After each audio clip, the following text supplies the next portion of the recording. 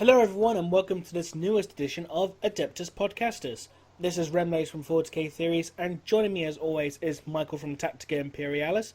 Sadly, Ego Queen Lexus couldn't join us this week as she's currently moving house. So it's just going to be the two-man group for us today. So, firstly, Michael, how are you? I'm alright, yeah, getting by, adapted to a new country, but yeah, I'm on relatively decent form. Yeah, good. That's good to hear. First, I just want to apologise about my voice. I'm just getting over a cold, so I probably might be a little bit sniffly and coughy at some points. I'll try to mute myself when I do. Yeah, and if there's any aggravated sounds of straining on my end, it's because my back's gone to hell and I'll probably be trying to deal with that. So it might not be the cleanest episode we've ever done, but well. Yeah. So, in the news this week, we have the upcoming Imperial Guard Codex. Oh, yes we do. Oh, yes we do. And loads of people complaining that Guard weren't overpowered before. Well, they are now. To be fair, the main thing about Guard that was overpowered was conscripts, among other things, but conscripts was like the most infamous one. And they've actually nerfed them. So they've actually done a nerf. So if you go into the Valhalla feature, they talk about conscripts. So conscripts are now maximum size 30 instead of 50. Yeah. And orders only have a 50-50 chance of working on them. And if you fail to get that order onto them, then you can't try again. So that they're once you fail to order them, you can't order them again for the rest of the turn. So they've reduced their maximum unit size and halved the chance of units of them being ordered to do the broken stuff that people were complaining about. And if you do fail the 50-50, you can't try again. So they've had a significant nerf, but we'll have to see if it's enough. Yeah. I mean, it's still early days yet, so we have to see how they play out on the tabletop. Yeah. Anyway. I mean, at the current moment, which is it's the 29th of September, for those who always wonder when we record these things, they're not even out yet, so we're kind of definitely out of the loop. But even though it'll be available to pre-order, I think, next week? More than likely. What does it say if I go to the article?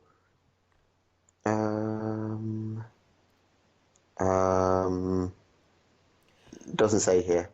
But anyway, they've done focusing on different regiments such as the Catachan, Mordian, Vostroyan, Valhalla, and the Armageddon Steel.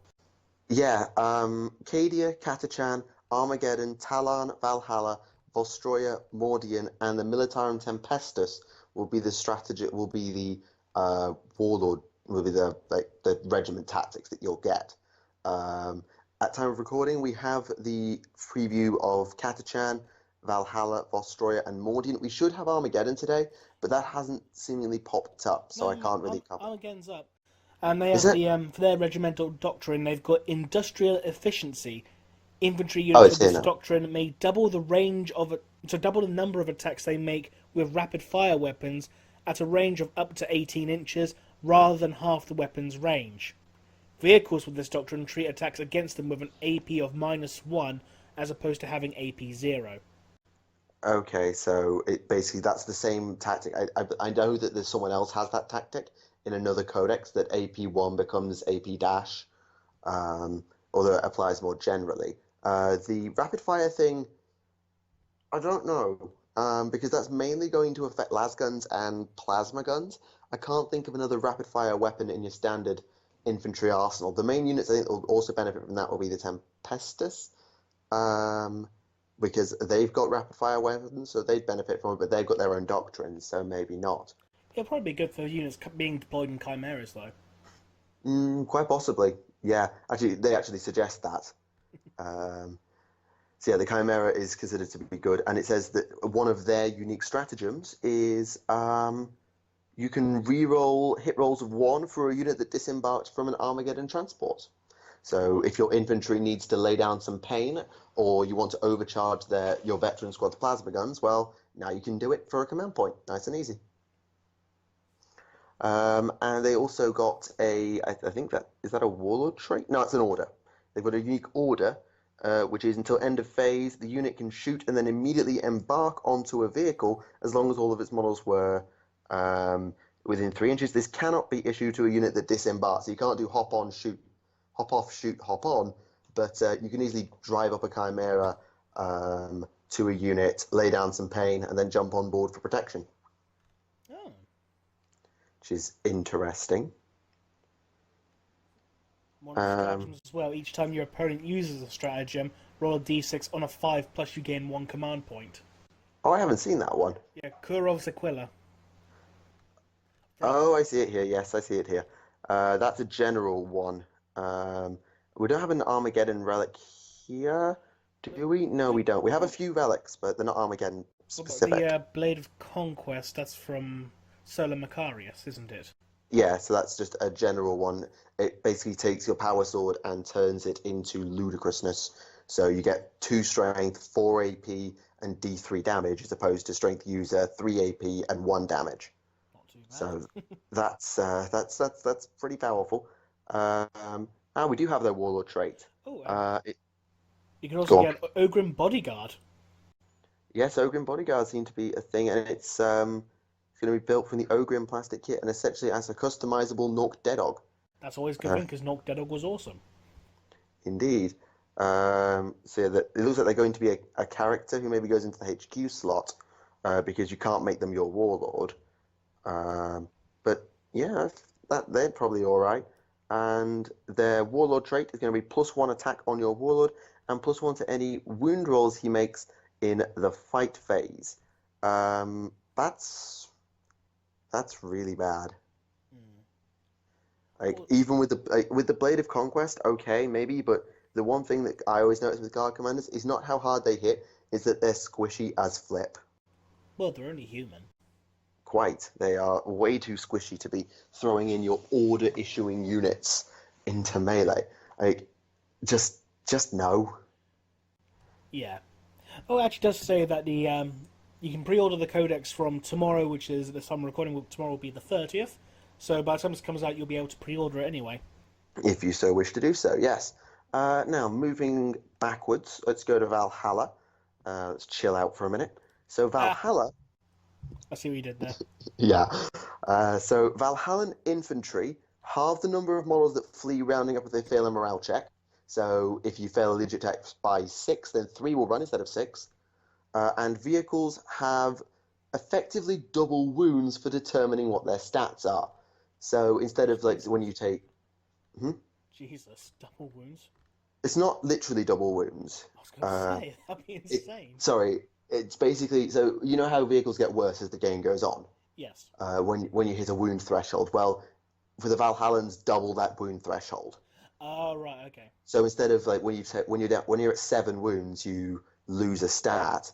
For the Valhallans, it will be when you are at 3.5 wounds, you'd lose that stat. So it takes a lot longer for vehicles to get bad, basically. And I see that Commander Chekhov lives on with their stratagems, send in the next wave. Send in the next wave. Yes, I saw the preview for this live on stream when we were talking about Vostroyan, and I saw the hint about send in the next wave, and I was like, yes. So it's actually not a conscript thing, it's an everything thing. Yes. So at the end of your movement phase, take a Valhallan infantry unit, excluding characters and combined squads, so you can't bring on a full platoon, that was destroyed earlier in the battle, set it up wholly within your deployment zone within 6 inches more than 9 inches of enemy models. I think it actually probably sucks most of the time because it won't get in range very much unless it's a very special sort of unit, or if it's a block like conscripts, you could probably make it work. And they also got an order, which is the ordered unit can shoot at enemy units within 1 inch of friendly units until the end of phase, but each time you roll a 1, then you hit the friend instead of the foe. You may choose which friendly unit is hit. It may not be issued to a unit which is already in melee. So you get the option to shoot into combat at the risk of shooting your own guys. Seems fair enough. Yep. And they also got a stratagem for the Astra Militarum in general, which gives the vehicle the ability to charge after advancing and hit on 2s when it does so. So you can just run people over. Appropriately enough, the stratagem's called Crush Them. Yeah, completely appropriate. So, like, for example, a Baneblade variant with 9 attacks, but weapon skill 5+, yeah, not so good. I can tell you weapon skill 5+ sucks. Weapon skill 2+ with 9 attacks and the high strength of a Baneblade, yeah, that's going to hurt. Yeah. So, moving on to the Vostroyans. Alexis would be flipping out right now because she loves them. Yeah. Heirloom weapons. Units with this doctrine can add 6 inches to the maximum range of heavy or rapid-fire weapons they fire, which would normally have a 24-inch range or more. This is broken as fuck. Yeah, everyone's going to be running these bastards. Yeah, 54-inch range missile launchers, 54-inch range las cannons, 42-inch range heavy bolters, 30-inch range las cannons, 30-inch range plasma guns. How many more? Oh, 30-inch range multi-melters. I could go on all day. Yeah. In fact, it's not as bad as on 2nd edition where you had, missile launchers and stuff having a range of 72. No, but still. Yeah. Considering the game is generally a lot closer, actually, maybe you have to consider this doesn't affect the big stuff quite as much. So, big guns that already had a ludicrous range, like 48 or 60, it's not going to affect them so much. It's the mid-range guns, like heavy bolters and las guns, that I think will probably benefit the most. Yeah. Because, I don't know what the meta's quite like right now, but I get the feeling most armies are mid-ranged, if not close-range armies. It's generally not 2 armies camp on opposite board edges and shoot at each other. Yeah. The Vostroyans also have an order, which allows them to shoot when in combat. Damn. But they must shoot at the unit they're in combat with. Even so, it still seems kind of broken. Ow. We also get a look at the Scout Sentinel has basically been given the same sort of scout rule that you see on things like Tower Pathfinders, so a free 9-inch move before the game begins. And they've also got a special Scout Sentinel stratagem, which gives them a 2d6 inches free move, but the inability to do anything else. Yeah, that's during the shooting phase. Yeah, so you can actually decide whether you want to use it before or later when you've actually redeployed everything and think, but you've got to do it at the start, so it's maybe not perfect, but you can wait for your psychic phase to see if it's worth doing. Yeah. The Mordians have got quite a surprisingly complicated regimental doctrine. If the base of every model in an infantry unit with this doctrine is touching the base of at least one other model from the same unit, the unit has a +1 leadership, and you can add 1 to hit rolls made for models in that unit when firing Overwatch. You can add 1 to hit rolls made for vehicles with this doctrine when firing Overwatch if they are within 3 inches of one or more other friendly Mordian vehicle. I love this. I genuinely... Thematic. And it only works because 8th edition is a thing. Like, in 7th edition, this would have been absolutely unusable. Yeah. This thing is still probably absolutely unusable compared to Vostroya, but could be worse. Yeah. And to be fair, actually, it's probably good in tank-heavy Mordian armies because suddenly now Punisher Gatling cannons on Overwatch just became even more dangerous. Yeah. Especially if you combine that with a stratagem they got, which gives the vehicle the ability to hit on 5s on Overwatch anyway, so if they're then in a squadron, they hit on 4s. I like their order. Unit until the end of the phase, the ordered unit can target characters with their rapid-fire weapons, even if they are not the closest enemy unit. So plasma vets are going to be the ultimate snipers in the game. Yeah. Ow. What else have we got for them? Grinding advance. Oh, they've brought back Lumbering Behemoth in some way. So here we go. If this model moves under half speed in its movement phase, so ludicrously slowly, it can shoot its turret weapon twice. Oh. It must target the same unit both times. Furthermore, hit rolls for this model's turret do not suffer the move and fire penalty. Jesus. Yeah. So basically that includes battle cannons, eradicator, nova cannons, exterminator, order cannons, vanquisher cannons, demolisher cannons, executioner cannons, and gatling cannons. Punisher Gatling cannons with Pask firing twice. With no penalty to hit. And tank orders. Jesus. Yeah, I think that's going to be broken. The only thing that keeps that in any measure of check is you basically can't move. Yeah. But even that doesn't help, because suddenly, how the hell do you charge a guard tank line? Not to mention the whole defensive gunner stratagem. Uses when a charge is declared against one of Yeah. your vehicles, when that unit fires Overwatch, a hit on a 5 or 6. Combine this with the stratum. If you're in a squadron, you hit on 4s. Yeah. So, good luck charging a bunch of these Lehman Rush Punishers on Overwatch that are part of the Mordian army. Yeah, so Vostroyans will have the best infantry and Mordians will have the best tanks. However, we also have the Catachans. Oh, yes. So, Catachan infantry get +1 strength, which is kind of nice. They can actually wound something in close combat. Indeed. In addition, they get +1 leadership if they're within 6 inches of a friendly Catachan officer. So, castling Catachan is going to be a thing. Oh. Each time a vehicle with this doctrine fires a ranged weapon that makes a random number of attacks, so like a battle cannon, a heavy flamer, anything that was a pie plate, you can reroll one of the dice used to determine the number of attacks made. So you're less likely to have your big guns go whiff. That's not too bad. And where this actually makes it quite good is that Guard can actually now properly deliver a beatdown to Tau, Eldar in melee, whereas they won't go toe to toe with Marines. I'm not saying they will, but they at least aren't just they're not just death fodder. Also, I find it hilarious that one of the best units, according to GW for Catachan, is the Death Strike, because yeah, that's a bit weird. I mean, I know why, because you get re-rolling on the number of hits you get, and every hit's a multiple wound with the Death Strike, but... True. And if you want to pay 3 command points, if you want something utterly, utterly dead, 3 command points. Use this stratagem before you fire a Death Strike missile, you re-roll to hit, and you get +1 to see if units within 6 inches are hit. If a model is wounded but not slain, on a 6 they take d6 more mortal wounds. The Vortex missile is back, ladies and gentlemen. And it's back with a bloody big bang. I should expect. Oh, there's also the Vicious Trap stratagem.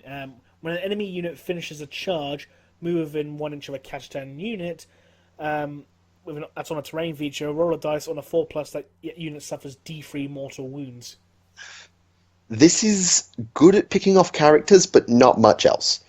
Because you've got to be A, in terrain, B, you need a 4+, and C, you're only doing D3 mortal wounds. Because D3 mortal wounds to a decent-sized infantry unit is nothing. D3 mortal wounds to a decent-sized even a dreadnought is...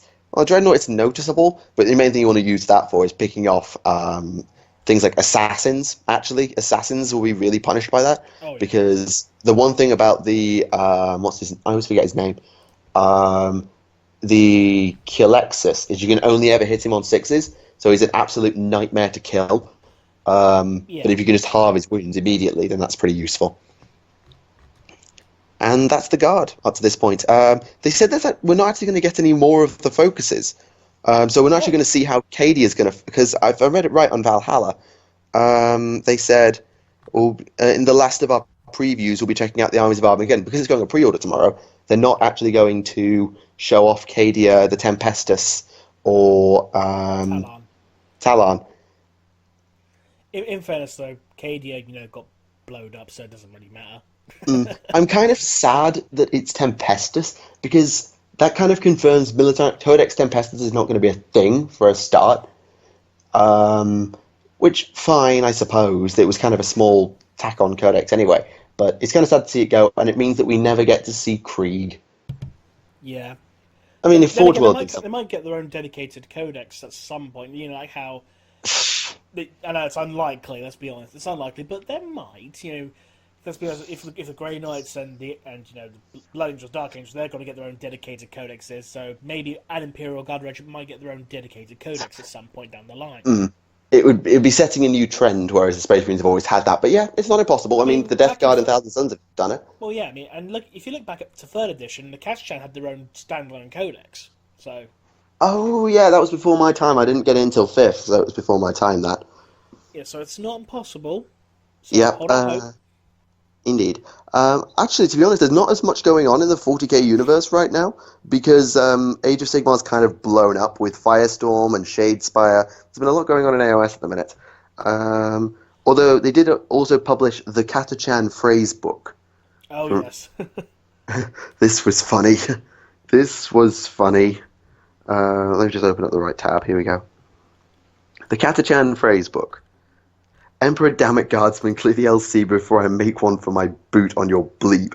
Please vacate the area for your own safety and for that of your comrades. Who's the new bolt magnet? I noticed the word vein psychers have been reinforced. It's brilliant. Yeah. It shows that Games Workshop have, not lost any of their humour and such. Or if they did, they've got it back. Well, yeah. Like, Emperor's Teeth, hey man, you didn't have to shoot him. Commissar, as always, I commend your course of action despite some mild discomfort. Moving on, let's look at Forge World have released a new dropship for, I believe that's the Legio Custodes. It's the Custodes Thunderhawk. Oh, I thought it was the Orion. It's the equivalent. Oh, right, my bad. They call it the Custodes equivalent to the Thunderhawk. It's nothing like a Thunderhawk, but that's what they... It looks a bit Tau to me. All the bloody custodian vehicles do. Well, let's be honest. Where do you think the Tau got the technology? Where do you think the Imperium got it? The Tau hadn't evolved that far yet. They were still in the Stone Age. Yeah, I'm working backwards here. I'm just generally working backwards. And in the rumor engine, have you seen this little thing? Yes. The rumor is... The speculation went a bit crazy. The most logical thing it looks like, if it's not Age of Sigmar, that it's actually teasing the release of Rogel Dawn. Because it looks exactly like his shoulder pad if you look at the cover artwork for Praetorian of Dawn. Yeah, because some people were flipping out and saying, oh my god, the Emperor confirmed, and we're like, no. Well, we know the Emperor's getting a model because when Constantine Valdor had his rules revealed, it mentioned the Emperor, if models are within range of the Emperor, so the Emperor's getting a model down the line, we know this. Oh yes, but there's down the line, and then there's... a few years yet. But if you take a look at the image from the rumor engine, and then you take a look at the artwork from Praetorian of Dawn, it looks exactly like Rogel Dawn's shoulder pad.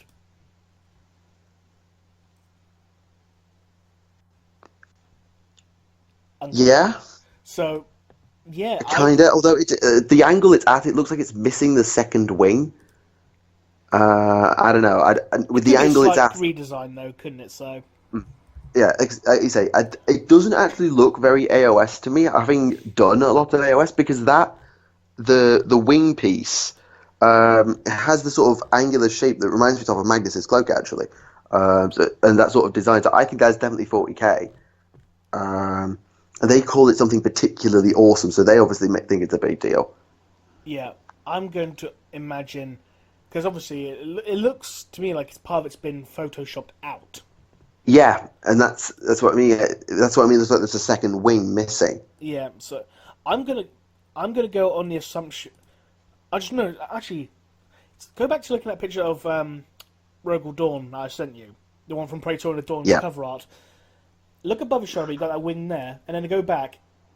It does look a bit like a wing, but facing the wrong way, as you said. It definitely could be a modified image of Dawn, and because let's be honest, there have been rumors of another loyalist Primarch inbound, and Rogel Dawn's death was never confirmed. It was only implied because all they could find was his hand. We also need to point the point of, is that plastic or resin?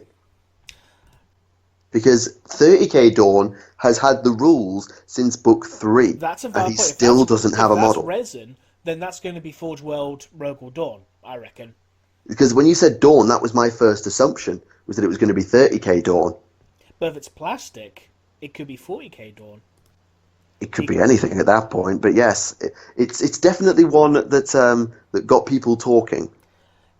I reckon, because it's the Imperial League, it looks like the Imperial League at some form. You know, the original. Yeah. Well, before it got 2 heads.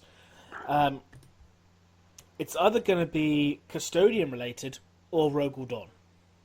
And since Custodian's had a lot of stuff coming out recently, that being said, we know who's was teased way back when. They were teasing Constantine Valdor. Mm-hmm. And we know he has got rules. He does. He does have rules. So it could be Constantine Valdor.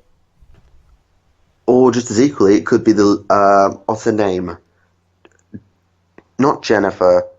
Leader of the Sisters of Silence and the Heresy. Her name's gone out of my head right now. Jenica, that's the one. Jenica, I think it's Crane. Yeah, it could be. So yeah, it's definitely options. It's definitely if it's not Age of Sigmar, it's Imperial. But there's a lot of questions to answer. Yeah. That being said, we are due to have models of Rogal Dawn and Alfarius. Mind. Because we've had rules for both of them for fucking years and no models for him. Yeah. And with Book 8 just around the corner, it would be good to close the book. If Book 8's around the corner, they might have the models released in time for that, because Book 8 might be focusing on the Battle of Pluto and that. I think we've had it sort of... I don't know if it's confirmed, but it's certainly implied that Book 8 is going to be Cygnus Prime and Mars. Oh. Okay. So if there was going to be and I think it's also going to involve, there's going to be Night Lords, and maybe the Thramas Crusade, I think, is also in there. So maybe the Battle for Pharos. Well, I think this will be the book where we get Legion rules. If everything we've heard is right, then we'll get the Dark Angels and the Blood Angels in Legion rules, as well as rules for, hopefully, Lion and Sanguinius. Whether we'll get models for Lion and Sanguinius leaves a whole different question to be answered. To be honest, I don't think we're going to get a model for Sanguinius until the very last book, which is obviously... Yeah, he's got to be last. He's got to be last. No, the last model that's going to be released is going to be the Emperor. We can just say he's going to be the last model released. And I guarantee now, the Emperor, how much is it going to cost? 120 quid. Oh God, easily. Easily, and he's going to be he's going to be on a massive Imperial Knight-sized base. And there'll be a combo kit with the Vengeful Spirit Bridge, because they did like a dual base. Yes. I see it now. Though that means they're going to have to make a corrupted Horus model might come out. Because he looked different and towards the end. He was like all chaotic, wasn't he? So Chaos Horus might come out at the end of it as well for a diorama. Yes. So much GW, we want that. And the base has the corpse of Sanguinius on it. You heard it here first. Yeah. Speaking of the Emperor, you gave me some very interesting information this morning. I did, yes. How the Emperor talks to himself. This is a massive understatement for the record, talking to oneself. Yes, literally thousands of voices all speaking with their own individual personality. The basically shattered remains of his soul reforming into the shaman's own separate souls and personalities. Yeah, what's the source on this, by the way? Inquisition War. Which is set when? I think set during the 41st millennium. Okay, I didn't know if it was set like post-Guilliman. No, it's pre-Guilliman. It's pre-Guilliman, okay. Pre-Guilliman. And also mentioning the Ordo Hydra. Hail Hydra. Oh, I read this. Here. Oh, the first time I read that was the Alpha Legion. No, it'd be the Ordo Hydra, the branch of the Inquisition looking for the Sensei. Yes, the Sensei, the Emperor's kids. Oh, it's just that the way it reads to me, it kind of, yeah, because it says, perhaps in a part of us since the Hydra promises a path. Yes.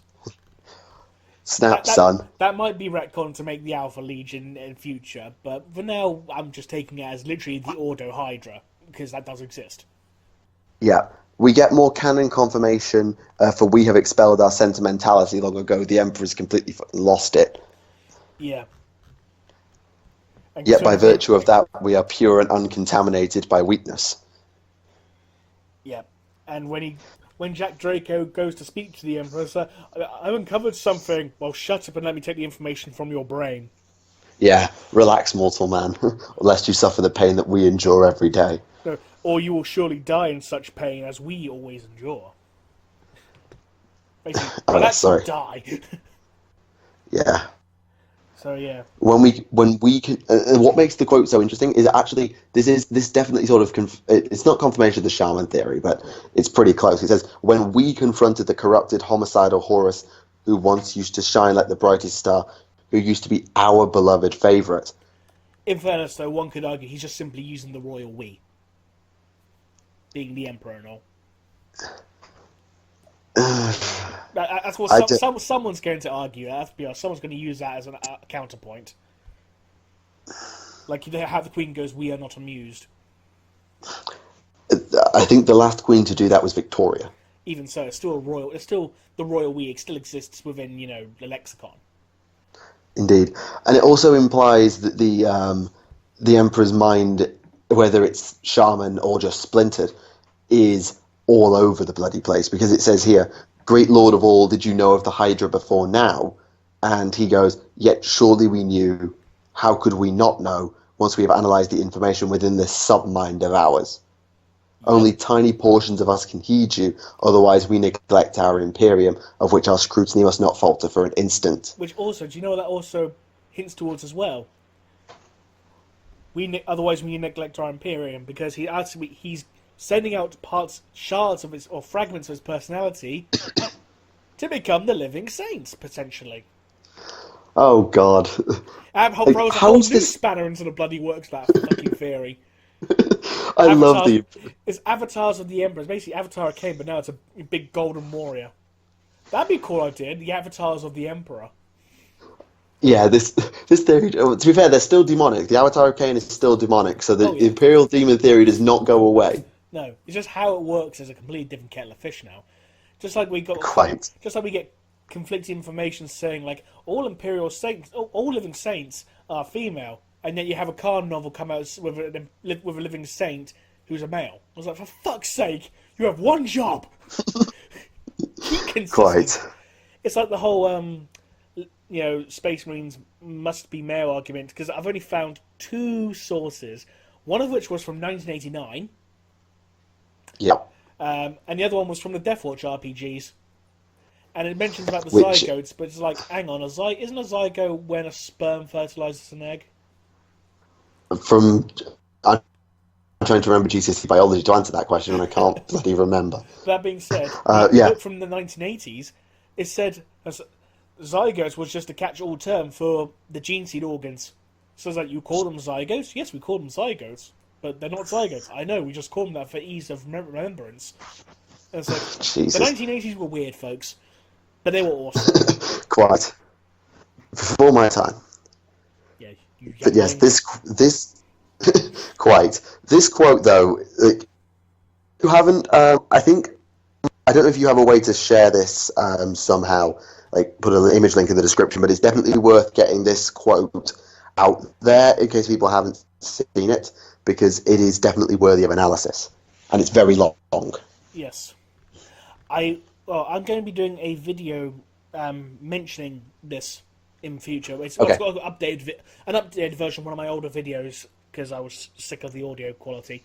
Fair dues. Fair dues. I will be mentioning that. Alright, that works. Just as long as the information gets out there, because it's a bit to digest and a lot to work through. It's fascinating. It definitely is. It definitely is. Just like some of the stranger things I've heard, like in regards to the Lost Legions, I've heard some really weird shit recently. I mean, we've all heard one thing and another. We've all heard some people post on Facebook say things like one of the Lost Legions became the Legion of the Damned. Which is, it's out there. It's probably not. Let's be honest. It's unlikely. But there's nothing to disprove really either. And one of the weirder things I've heard is like, oh yeah, one of the Lost Legions is the Gene Stealer cults. And I'm like, how the fuck did you come to that conclusion? It's, oh yeah, because Gene Stealer cults have humans in them. Like, what's your point? What? Jesus. I mean, I've just been researching Gene Stealer cults, and no, just no. Yeah. Actually, is a Gene Stealer Astartes hybrids a thing? No. Cult of the War Mason flat out states that Astartes are immune to Gene Stealer infection. Okay. And I mean, I hadn't seen any evidence of it, but... Which plays into the whole point, because you know that story Incorruptible, where Grey Knight falls under the sway of a Gene Stealer brood? That's purely... Well, that's a thing, yes. That means it's purely psychic, because Astartes are immune to the biological effects of Gene Stealer corruption, which means if a Grey Knight can fall under the psychic sway of Gene Stealer, it can fall under the psychic sway of the Chaos fucking Gods. Deal with it. Or just about cocking anything, because, I mean, a Gene Stealer is good, but it's not that good. Well, a Gene Stealer Patriarch is very good. They become extremely powerful psychers. Like, extremely powerful. Yeah, true. I also find it interesting. Even a Magus is powerful, because in Cult of the War Mason, a Chaos Sorcerer struggles mentally against the Magus. Actually, while we're talking about Gene Stealer cults, Gene Stealer Oracles. Oh yes, Chaos Gene Stealers. They were fun. Can I just mention, like, I looked into this, and Gene Stealer Oracles can get possessed. Yes, they can. So that implies Gene Stealers have souls. Yes. Right? Well, not necessarily, because don't forget, in the book Nemesis, which is set during the Horus Heresy, there was a Calexis assassin that was possessed by a bloodletter. Oh yeah, that fucking... it was... It's like, what the fuck? How the... What? No. It's like, the warp did it. Okay, fine. Hang on, they push away warp energy. The warp did it. So did Erebus. Oh, it's Erebus' fault. Yes. No prick. Of course it's Erebus' fucking fault. Everything's fucking Erebus. It's like, why did you do that? To kill the Emperor. I'm killing him, you cunt! It's like, sorry, Daddy. Do I get spanked now? I was like, no. Go away, Erebus. Okay. Actually, while we're talking about the word bearers fucking up, when Fulgrim killed Guilliman, yes. If I remember reading, if what I read right, he killed Guilliman by slashing his throat at the same point where Corferin attacked him with the anatheme. Reading through the fight scene from Dark Imperium, which at the beginning has in detail the fight between Fulgrim and Guilliman. Yeah, it's on the Pride of the Emperor, isn't it? Yeah. It doesn't mention anything about there being a previous wound at all. He has his throat slit, and then when Guilliman comes out of stasis years later, he ends up complaining that wound from Fulgrim keeps catching on his armor, like the scar keeps catching on his armor, which is going to be like an eternal reminder. So I could have sworn I saw something that it was like the same. It was able to work because of the mark of the anatheme or something. I don't know. Maybe I read it wrong, because it might just simply been retconned, because it just mentions how Fulgrim had demonically poisoned blades. Yeah, and it also, the reason it doesn't make any sense is because the anatheme's touch was how Corferin planned to corrupt Guilliman, but he never managed to lay a finger on him. No, not from what I recall, at least, anyway. No, so yeah. I know there was an anatheme dagger that was used to try and used to sacrifice an Ultramarine captain, if I recall. But that was when the Knights Errant infiltrated the Vengeful Spirit, and then most of them got killed by Horus, and like only a few ended up surviving. But yeah, because I think Garviel Loki ended up blowing the airlocks or something, and they got sucked into space. Yeah, it was, if I remember it correctly, a huge amount of the Knights Errant died. And it was Iacton Cruz was killed in front of Loken when he refused to rejoin the Legion, and then Loken blew the airlock, or however he got out. He blew something up. He blew a hole in the ship. Quite. And it's actually funny how like the Vengeful Spirit was actually completely fucked. Yep. Even pre-heresy. Like, the center of the ship was just rotten. Surprised it wasn't infested with Urgles. Well, this was even in the Crusade. Like, the ship was too big to manage, even for the Lunar Wolf's Legion. Yep.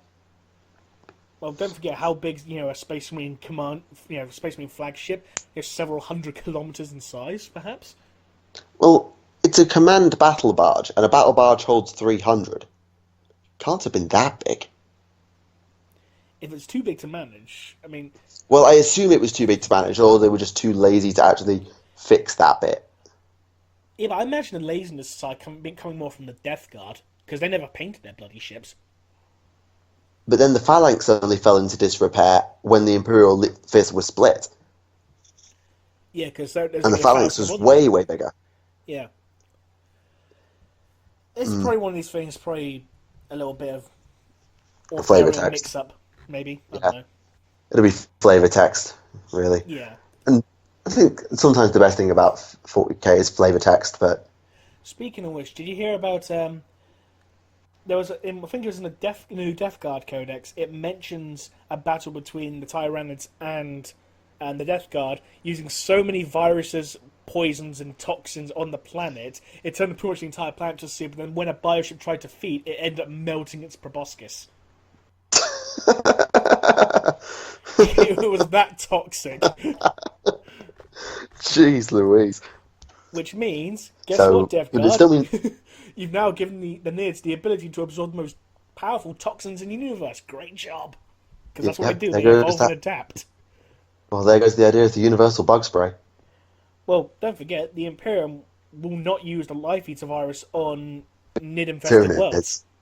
For exactly that reason. Exactly. Yeah, just no. Yeah. Just nuke it. Nuke it from orbit. It's the only way to be sure. Or probably from the next system over. Yes. Just call them a Death Orbital Barrage, from your next Games Workshop store. As you do. Yeah, it's... The Tyranids sometimes do turn into walking plot holes, but at the same time... Everyone becomes a walking plot hole at some point. Just like how the Eldar Avatar becomes, made out of glass. Just because, everyone can kill one, apparently. This is a point. Everyone has killed one. I mean, Lorgar's killed one. Calgar's killed one. Dante's killed one. I think even Fulgrim's killed one at some point. I think Beasts of Nurgle killed one. Yeah, so it's I am the living embodiment of the war gods. Oh no, I fell down. Yeah, I love the Beast of Nurgle one where they literally just hugged it to death and literally drowned it. I'm wondering, how do you drown something that's perpetually on fire? Oh, so like this, I don't remember exactly how it was, but they sort of got all over the Avatar and pretty much just extinguished it with the excessive hugging. That's the lovely thing about Beasts of Nurgle. They just go hug. What was the? Oh, it was I know exactly what It was a deal involving a demon prince, and it was a big attack, and Slaanesh ended up massively in debt to the other Chaos Gods as a result, because the Dark Eldar turned up and saved the day. Yeah. I think. I forget the name of the battle right now. Ah, well. It'll probably come up sooner or later. Yeah, I think I've got it in a script somewhere. I just can't be bothered to go and dig it out. Fair enough. Speaking of which, I've got scripts for the next 5 weeks already written out. God, I wish I had that. At one point, I was 5 weeks ahead, but the move means I'm now only 2 weeks ahead. Yeah. But yeah, we've also got a video coming up about killer squirrels. They're a thing. I'm not even joking. There are killer squirrels. Oh, I know you're not joking. If it can exist, it does exist. Yep. Even a video about Gork and Mork, surprisingly. Always good to see who even mentioned in one of the War of the Beast books, briefly, Vulcan saw them. What? Yeah, Vulcan actually saw them. He ended up tapping into the War energy, and he saw the origins of the Orcs, and even saw Gork and Morg themselves. Tapping into the what? He tapped into the War energy, yes. How? Because Vulcan. He's Vulcan, bitch. Somehow TTS Vulcan doesn't seem so stupid anymore. Yeah, exactly. I mean, hey, if Yarrick can tap into War energy to, power his claw. I wasn't tapping into. I thought that was just the power of belief of it should work, therefore it works. Only with Orcs, because Orcs' power of belief is psychic, because they're a psychic race. Mm-hmm. True. The War is a gestalt psychic field. This is true. So yeah. For anyone thinking it was a bit weird that Vulcan and TTS started going all orky, there's a reason. Yeah, not just jumping into what was the 40k, what was the War energy equivalent of the giant thing at the end of Mass Effect 3, by the sounds of it. No. Whenever I hear about that fight with the Beast where they ended up falling into the reactor of the Gargant at the end, that just makes me think of the synthesis ending to Mass Effect 3, and I have no idea why. On the topic of Mass Effect, Mass Effect Andromeda sucked. I never played it. I have never played any Mass Effect game, but and Andromeda had the potential to be really good. I think it was just. And then we saw the animations.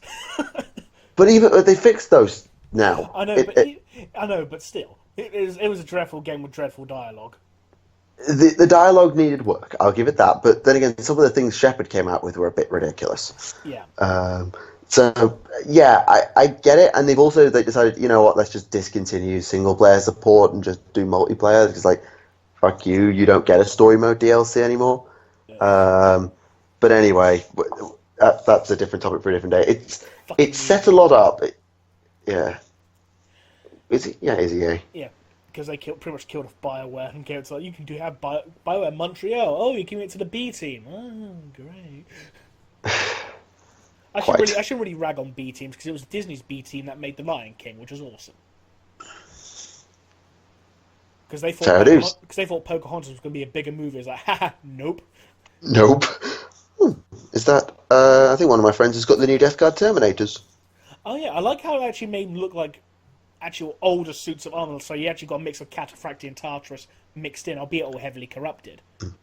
Yeah, actually, can I just make the point? I don't like new Typhus. I don't mind it. I just think when he's got all the little nurglings hugging him, it looks a bit silly. I much prefer the old one, because what the old one had was the Ghazghkull Thraka, or I call the Ghazghkull Thraka effect. Because you know on Ghazghkull's model, he looks like he's stomping towards something to go and hit you in the face. And Typhus was exactly the same. He was coming at you with this massive scythe, and he was going to ruin your day. Do you know what the new model should have done? Firstly, get rid of all the stupid Nurglings, give them cuddles, because I know Nurgle loves you, but still. Keep that pose, but have something like, say, coming out, like, have the Destroyer Hive swirling around him so he looks like he's summoning it. Yeah, maybe have it like a Maelstrom effect over his head. Yeah, kind of like, you know how with the Incarnate model you've got all that energy spiraling around him? Oh, yeah. Have something like with Typhus, but with the Destroyer Hive, so you got all these bugs just swarming around him. The risk with that is that you end up taking the focus away from the main model, but honestly, when it comes to Typhus, you cannot beat Callus Typhon. Callus Typhon's model is absolutely stellar. Oh yeah. That is one of the best models GW's ever made, hands down. It is that good. I genuinely love that model. All the Forge World character series have been pretty much amazing. I mean, I think there have been one or two that looked a bit derpy. But yeah, there were a couple of some of the old GW stuff, like for example the what you can get on the store, the Dark Eldar Prisoners, which have the ugliest fucking sculpts from 3rd edition still. Oh yeah, but 3rd edition. Actually, when you go through, I'm going to go and look at the Horus Heresy character series at the moment. There's a couple of models in there that do in the character series that sort of make me scratch my head, like the Wolfkin, like Fulgrim's face. Yeah. I really don't like Fulgrim's face. I don't actually like Lehman Russ's face. Actually, I showed the Lehman Russ model to my Space Wolf playing friend, and he said, "No, I hate that. That's really ugly." He didn't like it at all. I don't like the face. It looks too clean shaven for it to be, the barbarian Wolfgang. You should give him some kind of stubble effect or something. I don't know. Maybe. Speaking of someone who doesn't need stubble effect, it's bloody Ben Kingsley. Yeah. I'm not super keen on Ammon. He's alright, but I'm not super keen on him. Korax is Fulgrim done right, but he still has a derpy face. Just get the Fulgrim model and give him Korax's head. There you go, problem solved. Gilliman looks like Gilliman. He just is Gilliman. Yeah. Comrade Kerr's his face is a bit weird. I bet he must be a pain in the arse to paint. I haven't started him yet. Because I'm dreading it. Part of me is because it's a Primarch model, so you need to take your time. I'll tell you one other model I really do not like. I do not like the Garviel Loken model. I do not like it. I got the idea of. I like the idea of him and Abaddon charging towards each other, but I just think the head of Loken looks so crap. It's dreadful. Someone else who looks dreadful is Buddy Corferan. Yeah, but fuck Corferan. He doesn't deserve to have a good model. Eidolon's an interesting one because he's got the whole sombre haircut going on. At least with Eidolon, he got the option to give him a helmet as well. I think. And I think that's actually who's the other one? Khan Khan doesn't have a helmet option, does he? He's got a helmet, but he can't take it off. Khan, no, he's got the bear head option as well. Has he? Has he? Oh, good. Yeah, Khan's got the bear head option. Yeah, I think he's got a mohawk, if I recall. I might be wrong there, though. Nice. No, he hasn't got a mohawk because you got the option of giving him a bear head, or you can give him an axe, or you can gore chart, or you can give him a giant cleaver. Yeah. Sevatar's an excellent model. Love Sevatar. Oh yeah, Sevatar's amazing. Alexis Pollux is alright. Garrow's alright. I like the Garrow model. Garrow's alright. I prefer Gatalos Rubio of the two, definitely. Yeah. To be honest, I'm still waiting for a model of Mace of Varro. You know, the Loyalist World Eater that became one of the Knights Errant. Yeah, I'm not sure who else we'll get as concerns the Knights Errant because we've got Loken, we've got Garrow, we've got Rubio. I mean, Varron would probably be next on the list. I doubt we're going to get Arvida because he's now Janus. I mean, having Arvida would be nice, but we've also just had the Thousand Suns and they got two heroes already. Although the Imperial Fists have got two because they've got Sigismund, who looks alright. Do you know what's stupid? We got Armillus Dynat before Alfarius. We got Sigismund and Pollux before Dawn. Yeah. Actually, I just want to check if the Sigismund model is lore accurate for just a moment, because Sigismund, if I remember correctly, has chains wrapped around his wrists. He does, yes, but not in the model. Or, actually, no, he does have around his sword arm. Yes, he does. Good. His weapon is bound with a chain. Good. That's lore accurate. Yeah, a custom he stole from the World Eaters. Well, was allowed to have by the World Eaters because he was so good. He managed to not lose too badly to Angron and was one of Khan's best mates. Before the heresy and everything went to shit, so, well, I can only hang out with the Word Bearer now. Thanks a lot, guys. In fairness, Argyltal was the only good Word Bearer's character. I mean, everyone else was a cunt. If you're being objective and not talking about their personality, if you're being objective, a lot of the characters in Word Bearers are all right. They're well fleshed out. They've got, at least in some sense, a cohesive beginning, middle, and end. There's a reason why Corferan led Calth and how he came to be. There's logic behind it.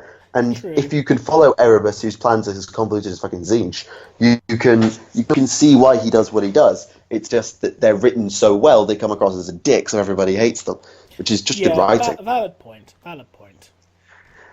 Yeah, I think the only bad characters are ones that are badly written, really.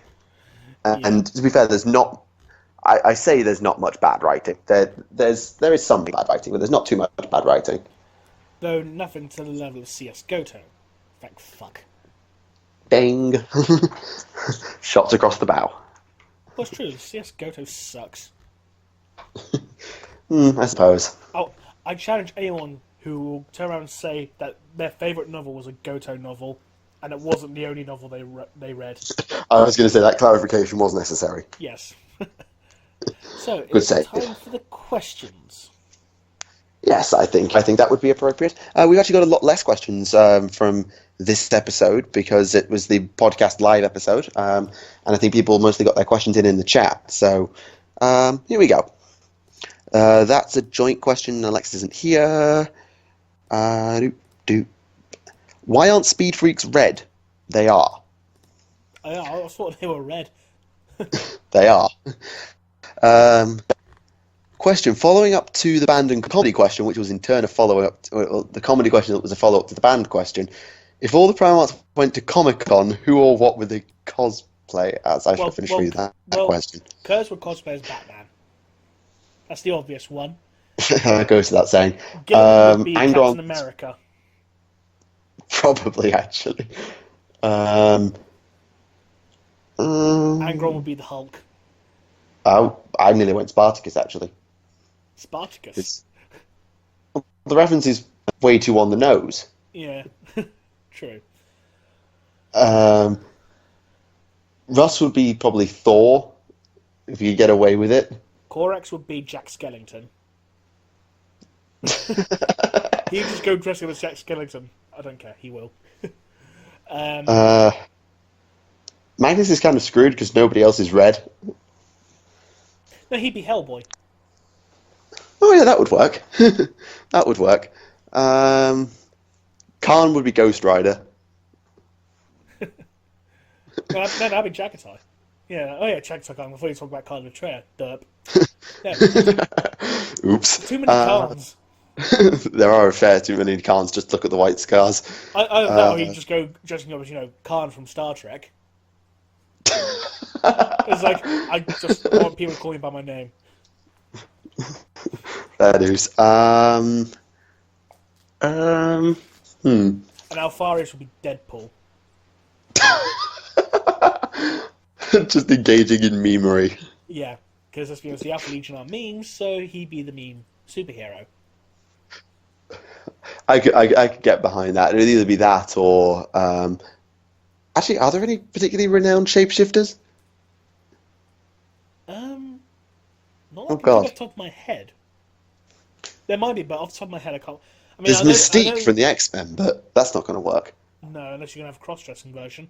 But that being said, if Braun Strowman can dress up as Wonder Woman, then, never mind. Fair dues. Vulcan would be Luke Cage.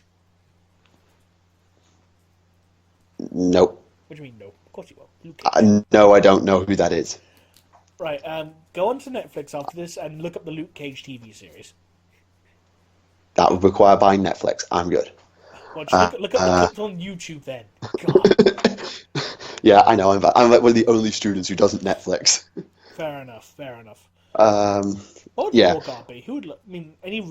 Would he Bible man or something? I don't know. I can't think of any particularly religious-y, zealot-y types from. Maybe a character from Spawn or something. I don't know. Actually, if you want to do something random one, if you want to do something stupidly weird with Corax, because he can wraith slip, you could go with Tracer. Oh God. I mean, he's got his two little pistols. But that biology was so he could be Lara Croft. Take your point. Just something that popped into my head, and I thought, well, that's worth saying. Yeah. All right, moving on. Yeah, moving on. No. Are there any other dimensions other than the warp? I know that Necrons create Tesseract labyrinths that are essentially balls to an artificial pocket dimension, but that's the extent of their knowledge issue. Well, aren't there also weapons that actually tap into another dimension? They open dimensional rifts. There's the webway for a start. Yeah, true. So, I'm going to say there is, just because of the fact that some Necron weapons can tap into another dimension, so, yeah. Yeah, what's it? The transdimension... Is it... No. Yeah, and there's the Catan power transdimensional thunderbolt. Yeah. So, and that's not a warp power, so it's got to be another dimension than the... It's the super warp. Going on the point about Tesseract labyrinths, I heard somewhere, I forget where, that the Grey Knights use Tesseract labyrinths they acquire to trap demons too dangerous or powerful to just send back to them. My question is, what happens to demons inside the Tesseract Vault? Do they just fade out? Does Prolon disconnect? De-affiliate them from the gods? Or does an eternal 10-year-old boy use it to fight other trainers in a gym to become a demon mon master? Do the Grey Knights actually use Tesseract labyrinths? Is that a thing? I have no idea. I need to look into that. To be honest, it's the first time I can see them doing it. Yeah, I can imagine them doing it, but I just imagine the Grey Knights looking more to just banish for beating the shit out of something really hard rather than trying to keep it in a box. Yeah, it'd be interesting. And then after occasional live stream podcast. I know there was the Angel, but that was actually... It wasn't a demon, it was a weapon designed to hunt demons, created by the Emperor himself. That was so powerful it went out of control and they had to seal it away in a box. Because, sci-fi plot, create something amazing, and ends up turning on you, And then it got out again. They had to like lure it back into the box by throwing a bit of demon blood-soaked cloth into it, and he went, "Demon!" He's like, "Now, put the box on him!" Someone's been sitting on it for about 10,000 years saying, "Can I go to the toilet?" No pathetic box can hold me like this. Metal boxes. Oh dear. It's been a while since we heard that particular meme. Indeed. Someone's saying that we need to play the Upper Hive with Alpha sometime. If he ever plays it again. There's a point. It's mentioned a lot that space marines can go without sleep for a while. They can. What about Xenos races? How often does an Orc or an Eldar or a Town need to sleep? Do Orcs even sleep? Yes, they do sleep. Yeah, they do sleep, yeah. Yeah, they do sleep. That's a stupid question. Honestly, I've never heard of an Eldar being asleep. They do have... No, they do sleep, because in the story Kelmon, it actually starts off with the Farseer waking up from a dream. Yeah, but that... In the middle of the night, so... Yeah, I don't know quite what the meditation of the Farseer there dreaming is being asleep or just like meditation and omness. Because it literally starts with like he sat upright, and woke up from a dream. So if he was not lying on his back, I assume he was sleeping. Yeah, that's true. We don't know. Is the answer to that question because GW never gives a civilian law that's not imperial. And that's yeah, exactly. Well, no, they did for Gork and Morka. They told what a civilian orc life was like, with lots of shouting and fighting and eating squigs, and showing us the types of odd boys that aren't mech boys, pain boys, or runt herders. Like you got the Sun boys and the Yellers and the Brew boys.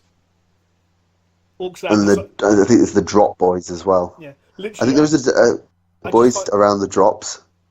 Yeah.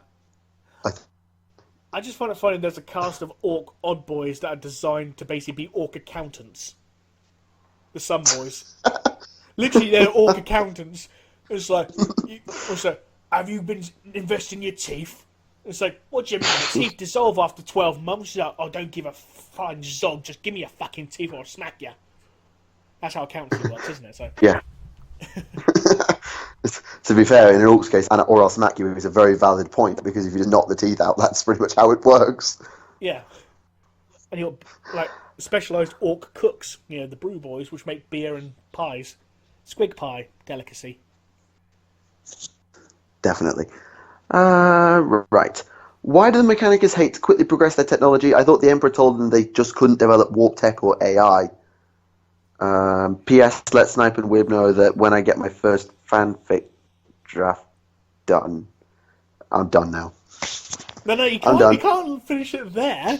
You can't finish it there. Finish the quotes. Let Snipe and Wib know that when I get my first draft done, they'll be the first ones to experience it. PSS, happy anniversary, love the podcast.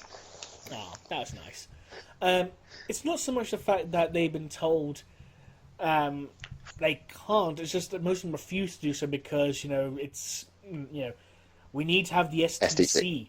If we don't have the SDC and you innovate it, then you're a heretic. Hi, I'm Mark Megas, Belisarius Call. Fuck off, Call. Actually, I was curious. Someone mentioned it on stream, and they said it was just an aesthetic thing rather than being an actual canon. But did the Repulsor have an STC, or is it actually a land speeder Land Raider hybrid? I don't know. Considering it was by Belisarius Call, I imagine it just being a Land Raider Land Speeder hybrid. Because Belisarius Call, he don't give no fucks about no rules. And there's also, funny enough, in the new Mechanicus Codex, it actually mentions that Belisarius Call actually worked in the Emperor's gene labs on Terra. So basically, so anyone says he can't make the Primara spaces, well, this says he can. He learned directly from the fucking Emperor. Fuck you. Sorry. Fuck yes. You, Giggernobs. There you go. Get that right. Had to be done. Right. And that was back when he was mostly meat, so. Yeah. Who would win in a battle against Team Nurgle and Isha in a battle of who is the best couple? I'm so glad Alexis isn't here right now. So who would be a better couple than Isha and Nurgle? Oh, God. Well, I think the answer is, Alexis and Magnus.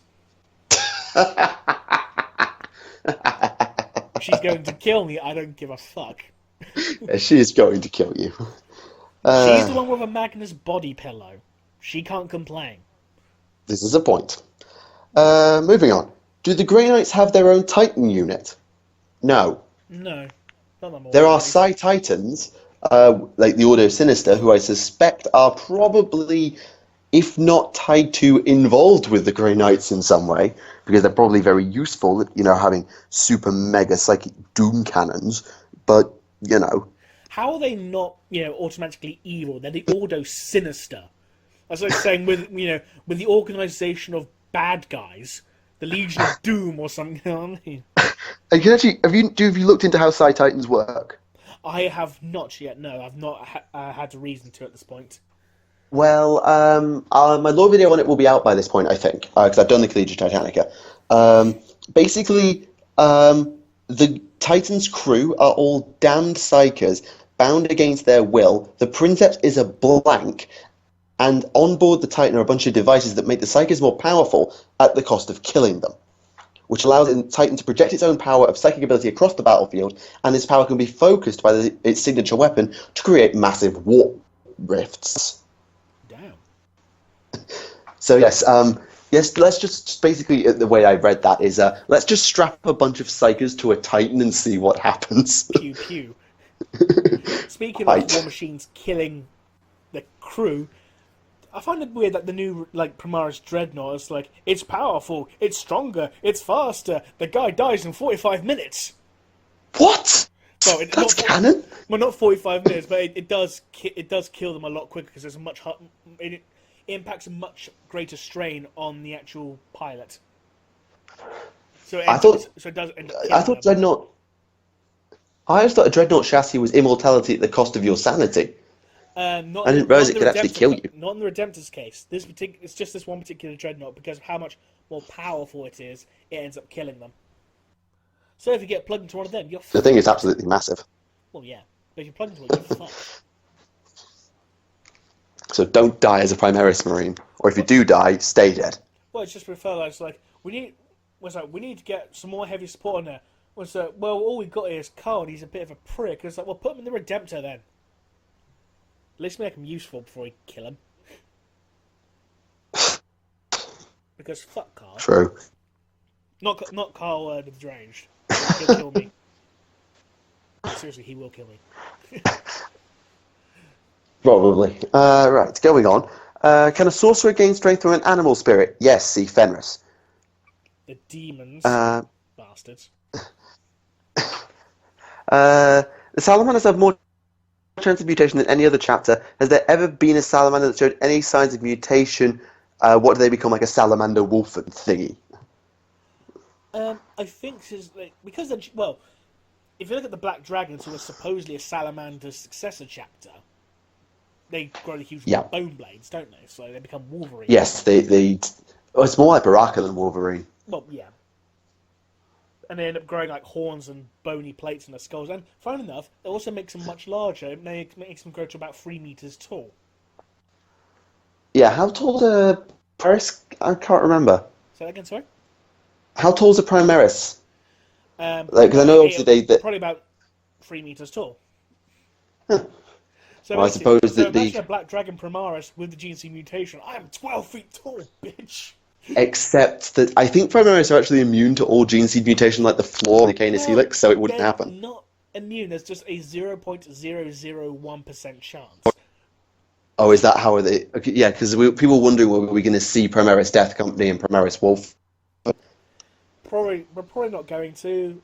But if we do, there'll probably be in a novel. It'll probably be one that's just a one-off because it's just the 0.001% chance. Yeah. Yeah, the plot. Yeah. I still want my Lehman Russ Wolfen to come back though. Lehman Russ back that a giant should be done. That'd be sick. That's something I don't know the answer to. Question for Michael: what is your opinion on the time when the Tau from Carmace thought the Necrons saved them from the Tyranids gave them a hero's welcome and all died. That was a thing?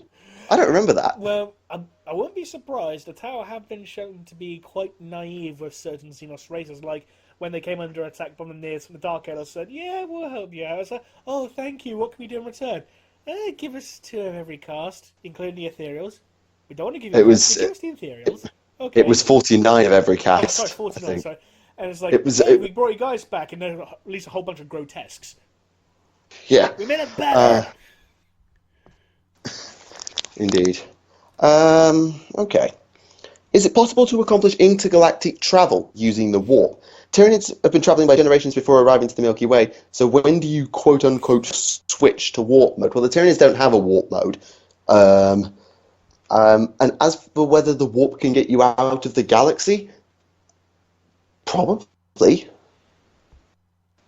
Essentially, I don't see why not. We are not going to find out what happens outside the galaxy, because the only things we know outside the galaxy so far are the rest of the Nids and the Outsider.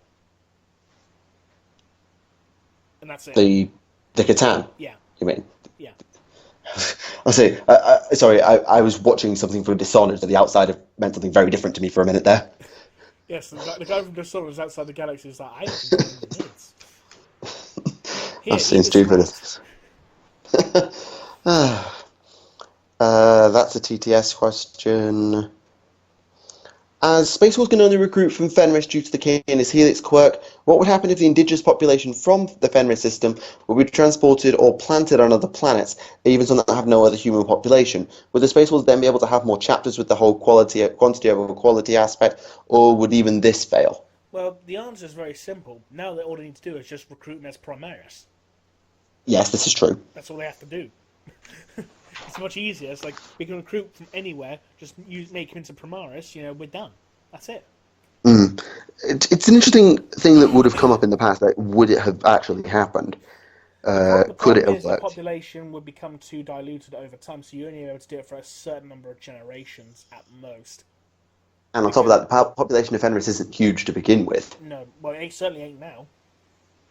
Yeah, and you'd have to find a planet very similar to Fenris in order to keep the physiology very similar. Yeah, so you need to, maybe Valhalla at a stretch, but then it brings maybe into the guard. Maybe. Just give me a second. What other ice worlds are there? There's Inuit, but they probably just get recruited into the Imperial Fist at that point. Actually, Imperial Fist had never been back. Huh? Oh no, because they just recruited after the Imperial from under, isn't it now? No, well, literally they never went back. After the Imperial Fist arrived, Dawn recruited massively, raised like 3 companies or whatever, packed up and left, never went back. Well, I bet his dad got pissed off from that. There were Imperial Fists left behind. Actually, I tell a lie. The leader of the Imperial, the Legion Master pre-Dawn was left behind to oversee, like the Castellan or whatever. But Dawn never went back. Oh, what a prick! Also, Dawn's dad was dead by this point. He was heartbroken for his son being a prick. Yes. Yeah. Next question. Yeah. That's a competitive thing because I have no idea what I'm doing. What happened to the Bucephalus, which is the Emperor's battle barge? It was retired before the heresy. It was retired and replaced. The Emperor had 2 flagships, didn't he? He had the Bucephalus and something else, yeah. Didn't he? The Imperator Somnium. That's it. Which was the Bucephalus was just a battle barge. The Imperator Somnium was way, way, way, way larger, and we have no idea what it did pre or post heresy. Was that the one where he went to Mars and literally it was like the size of a comet, like the size of a small moon in the sky, and it turned the entire sky gold, and everyone literally was like, "What the fuck?" It literally dwarfed everything. Yeah. Like it was so much larger than everything else. I don't quite know how it stacked up to the Phalanx, but it was probably pretty ludicrous. But yeah, the Bucephalus was retired way before the heresy. Can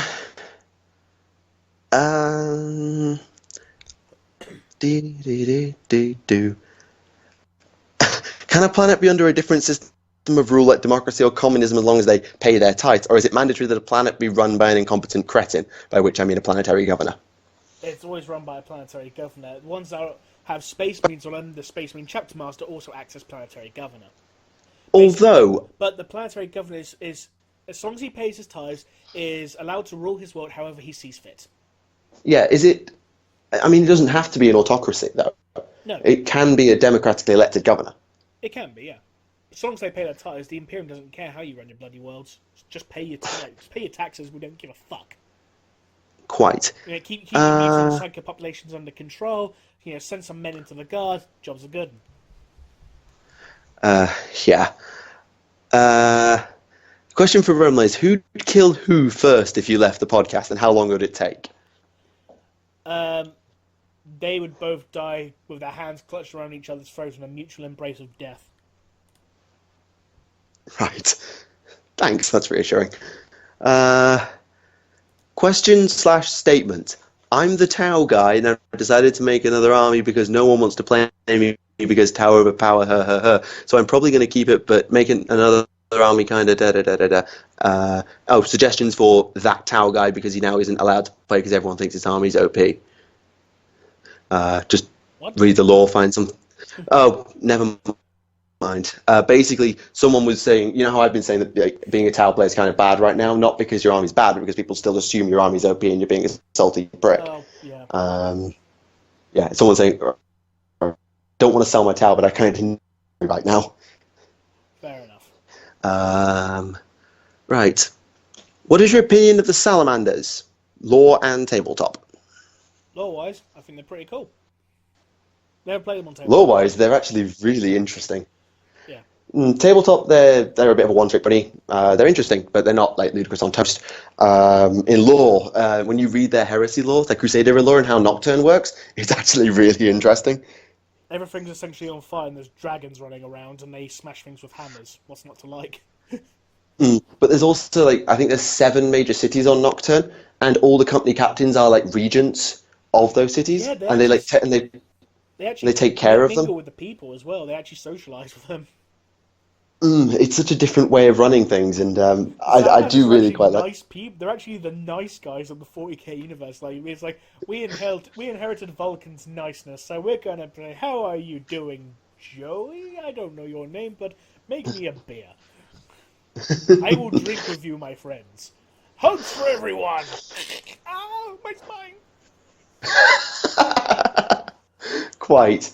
And then they have their rituals and things like that, such as the whole, what's the one, lowering dead captains into a volcano in perfect synchronicity, and the whole, when you get too old, you don't retire and live in the Salamander old folks' home. No, you go and walk out into a giant flaming desert. It sounds very much like that thing from Judge Dredd, the long walk. When people are too old to carry out the law, they go into the desert to bring law to the lawless. Sorry, the law. Yeah, I am the law. And actually, that's it. Oh, fair enough. So that just brings us to any weekly rants. Anything for you? I haven't really. I'm sure there was something that made me go, "You what?" Quite recently, but I can't think of anything particularly right now. You what? That does happen sometimes. I can't think of anything particularly.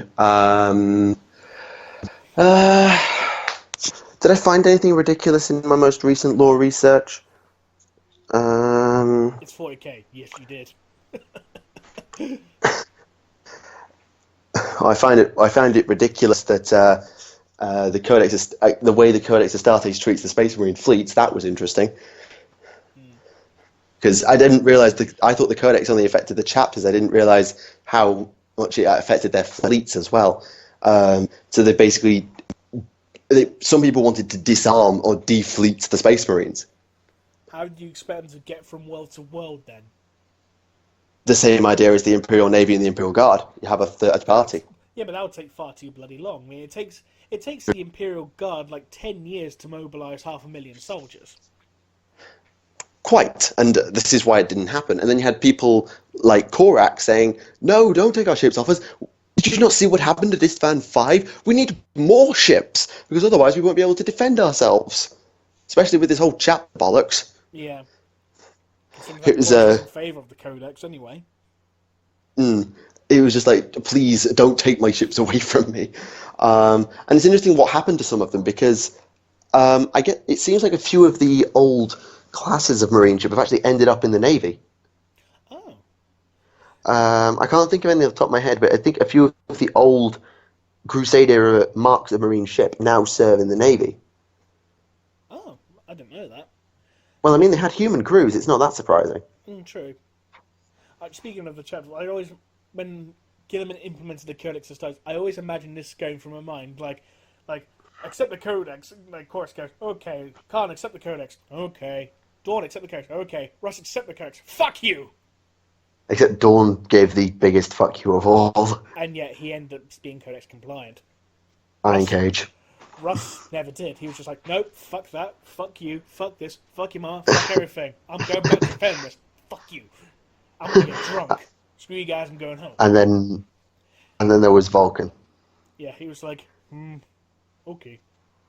But he didn't, because there were no successors. Unless you count the Black Dragons.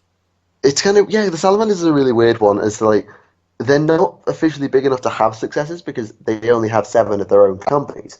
And yet, so are they Codex compliant? Because they never have enough stuff to fill the Codex and make successors, but at the same time... Well, look at the Raven Guard. They were like the most decimated legion. They did get a chance to rebuild. They got a whole bunch went of wrong. mutants. It went wrong because the Alpha Legion fucked it up. But with that... I think the Raven Guard probably could have rebuilt, and the Salamanders... The Raven Guard got a shit ton of successor chapters, and because you got the Raptors, the Knights of the Raven, just to start off with. That's just 2 off the top of my head. Yeah, I'm pretty sure there's a lore reason why. If I find my Salamanders video... Yeah, you could argue the Kakarodons as well, who saying being rumoured to be one of the rare successor chapters of the Raven Guard. Yeah, because, I mean, theoretically, up to 6,000 Salamanders survived Istvan. I think there is something about, it's very slow to recruit from Nocturne. I think that is a thing. Yeah. As for the Raven Guard, how many did they sire immediately? Oh, no, because, I just remembered, the Salamanders, they got the Storm Giants as a successor, haven't they? Yes. They are a thing. Even though I always thought that they would be White Scars, because of the Thunderbolt symbol and their colour scheme. Definitely sounds like it. The Raven Guard sired 2, maybe 3. The Black Guard and the Revilers immediately, and the Raptors may have been then or later. Yeah. And as for you? No real rottens per se, but I just wanted to point out something funny I read in Cult of the War Mason. After, the Gene Stealer cult and the Iron Warriors were repelled because it ended up being a massive clusterfuck in the end. Yeah. And then you got the planetary governor. It's like, oh, we got Space Marines coming. Oh, I'm sure there'll be noble and well-disciplined warriors. Nope. It was the Flesh Terrors. Nope. Noble and disciplined. They're called the Flesh Terrors. Yeah. No. It's like, I'm sure they'll be very kind and gentle people. Oh, it's the Marines Malevolent. Quite. Well, to be honest, I don't think there's many chapters that you could say are benevolent. Salamanders. Beyond that. Ultramarines? Probably. Because Ultramar is a very civilized place. True. You got the Crimson Fist there. Yeah, okay, fair point. Benevolent, maybe not so much. Well, they are benevolent overall. It's just when you get one that's, gets hungry, then you've got to worry about that. Yeah, true. I haven't got anything more to add, I'm afraid. It's going to be a very short episode. So on that note, thank you for everyone for joining us today. We hope you enjoyed today's episode.